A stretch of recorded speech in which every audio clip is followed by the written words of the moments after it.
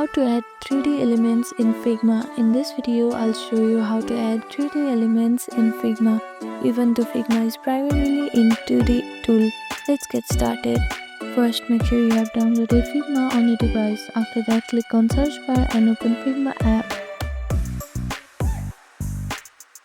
Since Figma does not have built-in 3D tools, the best way is to use 3D plugins. Click on the resources icon and go to plugins.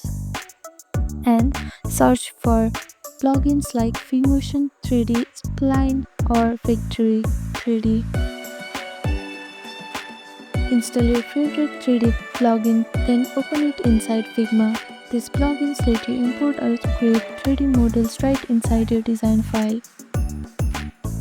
With the plugin, you can either import 3D models from external sources or build simple 3D shapes using tools provided. Customize your 3D elements.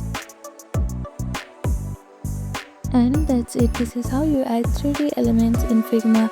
Thank you for watching this video. Please do not forget to like, share and subscribe to our channel, and comment down below if you have any other queries. Thank you.